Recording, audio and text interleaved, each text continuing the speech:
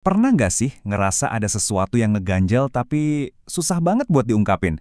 Nah, dalam beberapa menit ke depan, kita bakal kupas tuntas ide utama dari buku The Power of Writing It Down, karya Alison Fallon.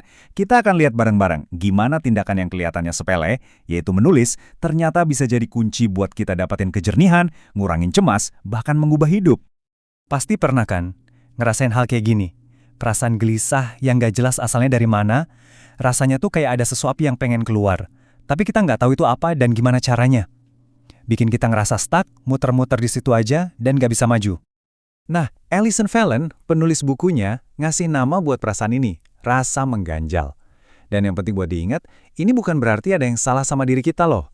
Justru sebaliknya. Anggap aja ini kayak alarm dari dalam diri. Suara hati kita yang akhirnya berusaha narik perhatian, minta buat didengerin. Terus solusinya apa dong? Nah, ini dia yang menarik.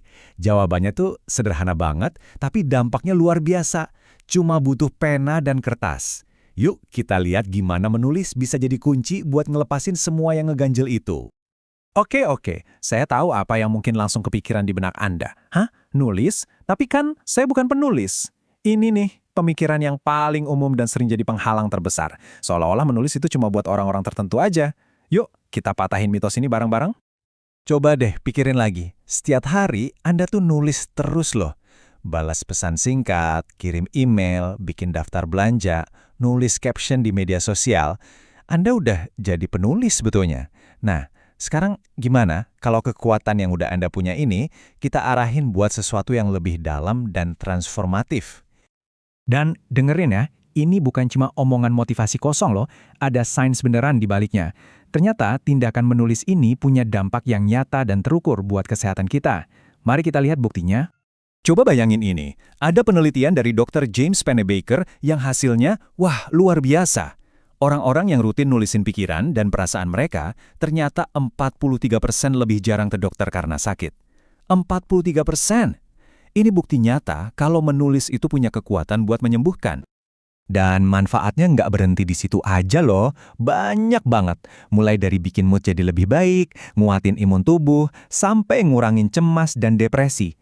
Jadi, nulis secara konsisten itu bukan sekedar hobi ya, ini adalah alat yang benar-benar ampuh buat kesehatan mental dan fisik kita. Jadi, gimana sih cara kerjanya di otak kita? Oke, biar gampang, bayangin aja otak kita punya dua mode kerja.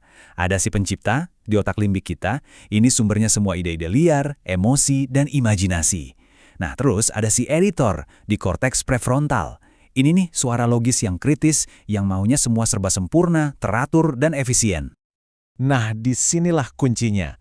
Tujuan nulis ekspresif itu simple, bikin si editor yang bawel itu diam sejenak, biar kita bisa dengerin lagi suara si pencipta. Suara inilah yang sering banget ketutup sama kesibukan dan tuntutan sehari-hari. Oke, teorinya udah dapat. Sekarang gimana cara mulainya kan?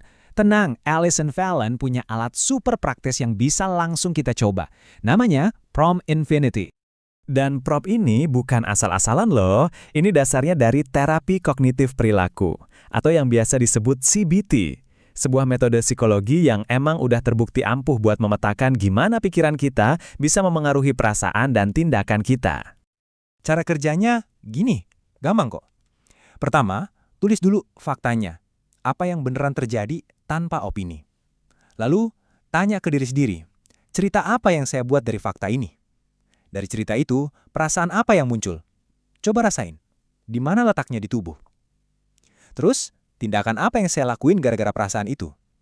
Dan yang terakhir, apa hasil dari tindakan saya? Terus, buat apa sih repot-repot begini?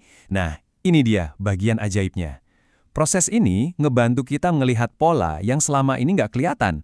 Kita jadi bisa ngelihat dengan jelas banget gimana cerita di kepala kita memicu perasaan, yang lalu mendorong tindakan, dan akhirnya menciptakan hasil yang itu-itu lagi. Inilah lingkaran yang bikin kita ngerasa stuck. Nah, begitu kita udah bisa ngelihat polanya, kita bisa ngelakuin sesuatu. Ini bukan lagi soal nulis di buku harian, tapi soal ngambil alih kendali cerita hidup kita. Soal menjadi naratornya. Biar gampang, bayangin hidup itu kayak film. Seringnya kita jadi karakter di dalam film itu, bingung, reaktif, dan gak bisa lihat jalan keluar. Tapi lewat menulis kita bisa mundur sedikit dan jadi naratornya. Narator ini punya perspektif yang lebih luas, lebih bijak, dan bisa melihat gambaran besarnya. Jadi gimana caranya kita bisa ketemu sama si narator bijak di dalam diri kita ini? Yaitu tadi, lewat tulisan. Menulis itu ibarat jembatan yang nyambungin kita sama kebijaksanaan batin kita sendiri. Ngasih kita perspektif yang bisa mengubah cara kita memandang semua tantangan hidup. Dan ini nih, kalimat yang paling penting buat diingat dari semua ini. Kita punya kekuatan buat ngubah cerita kita. Cerita yang selama ini kita pegang tentang diri kita itu nggak permanen. Kita yang bisa mutusin buat nulis ulang cerita itu mulai hari ini.